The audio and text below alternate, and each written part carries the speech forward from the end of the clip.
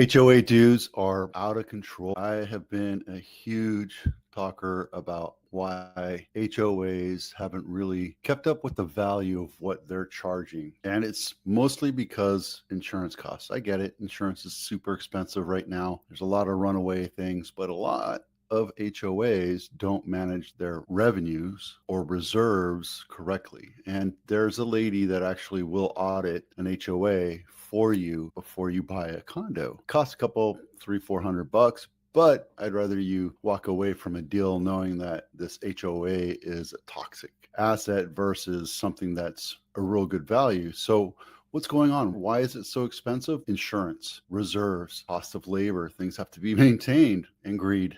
And I have to say that across the country is the same problem. Now, this is monthly condo HOA fees by a rolling 3-month period. Now, Miami is obviously one of the most expensive, but that's because they went through the whole hurricane issue and now their things are being done. And a lot of places, a lot of condo apartments need to be retrofitted because there was that one condo that fell down and killed some people. And now there's a huge law going into effect to make sure that those residents are protected. Association fees in Oakland, San Jose metro areas were lower than in San Francisco metro by about 540 to 560, but increased at slightly faster rates over the past year. Condo association fees, which can range from a few $100s to more than $1,000 a month, are on the rise largely due to insurance crisis, the California home insurance crisis. Going back to this is a solo cry from the industry, from the owners of homes all over California. Somebody has to do something about this insurance issue. I don't know what it is. I think California has to put a heavy foot down and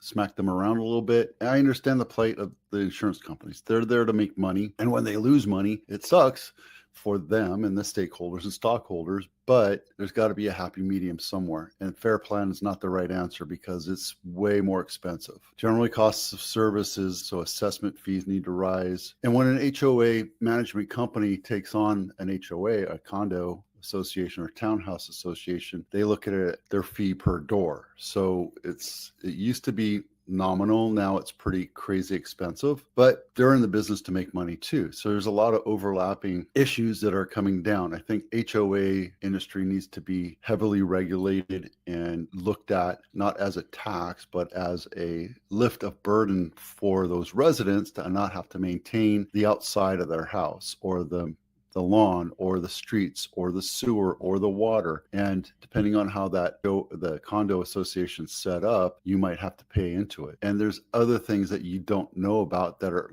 lurking underneath assessments. And the way I see it is HOAs are more like a tax, an added tax, because you're already paying a lot to live here. You're living a lot to buy a house or a condo. You're paying more in gas. You're paying more for insurance. You're paying more for everything. And if you move into a condo association, you have to pay that HOA due, and that's an added tax no matter how you look at it. San Jose's average is $557, and it went up last year from the year before 9%. Oakland, the same thing, $36. That's a huge tax. Now, look, let's just take this one example. And it was one of my listings. I just popped this in here. I looked at this one right here, which I sold this unit right here a couple years back. It's not for sale yet, and it's 2-bedroom, 1-bath, measly 910 square feet. You get one carport. You don't get a garage. You get a carport, right? You get a pool.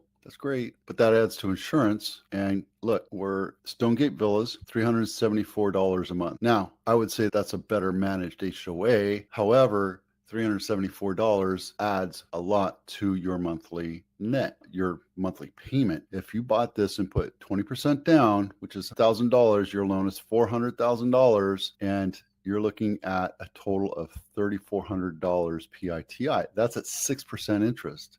And Thursdays, we look at the interest rates, and they're at 7.5%. So you would have to buy it down considerably, which means you're going to add points. So you could probably add, I don't know, what is it, $8,000 for 2 points, just rough numbers, and drop that down to 6. And now you're putting in $113,000 down payment for all your closing costs. And then you're looking at $3,400. If you go interest only at the same rate, you're looking at $3,000. that's still $400 extra a month that you have to pay for the privilege of having a 2-bedroom, 1-bath, 900 square foot house. So you see, when I look at it as a tax. I don't know if anything's going to happen. I think across the board, across the nation, something has to happen where we regulate this. There's probably already an association of some sort, like the Real Estate National Association of Realtors, but that's not really for the consumer, it's for the client, which is the HOA companies. So I think there's got to be something out there that happens and changes. And from what I remember, there wasn't even a laundry room. When I sold it and I had open houses, people were asking, where's the laundry room? It's down there. You have to take your laundry. Actually, I think the laundry was right here, down there, or go to a laundromat. So you get the privilege of going to a laundromat too, if those machines are broken, which happens all the time. Home inspection checklist. If you're selling your house, get your home inspection checklist downloaded now, get it started, and get those handymen working on everything that's wrong with your house. No house is ever perfect, guys. I'll tell you that right now. I can tell you that my floors are not level, my walls are not square, nor are they plumb, or are they straight. I can show you different places in this house that's 56 years old, and I can tell you that there is nothing perfect about this house. It's a great house. There's stuff wrong with it, but it's great, but no house is ever going to be perfect. So when you put it up for sale, make sure you get it close to perfect, close to as good as possible. Los Gatos House of the Week, Hernandez Avenue, not my listing, 3-bedroom, 1-bath. Here we go again, 2,300 square feet for a mere $4 million, because you get the privilege of being able to walk to Los Gatos downtown. It's awesome. Take a quick look at some of these pictures. I swear those are box brownies. Oh, is it attached? It's detached, but garage. Is it a 4-car garage? I don't see it. Garage, 2. Parking spaces, 2. Detached garage, visitor parking.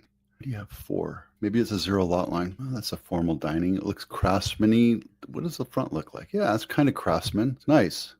The woodwork. Problem is that they went white, and craftsman traditional is supposed to be the wood color. So you should not tear off all the paint and go natural wood. It looks like it's a basement. A lot of pictures. Nice. Yeah, see, there's a basement, washer dryer setup. You get to it from, looks like here, the mudroom, and then you have your foyer, and then you have your family room and a formal dining, and 3, that's tiny, 2-bedroom. And it's a detached garage. There you go. And a shed. Okay, Ridge Farm, not my listing. This is, what is this? Price reductions. This is reduced. Let's take a look. Original list price was 1.35 and it went up to 347. Maybe it went up to 1.5. I don't know. I have no idea. Can't tell with this. Let's take a look at this. This is in Blossom Valley, 95123. Everything's white, crisp and clear with gray laminate flooring, looks like. I just sold a house with laminate flooring, and I can tell you I'm not a fan. Yeah, nice looking kitchen and everything.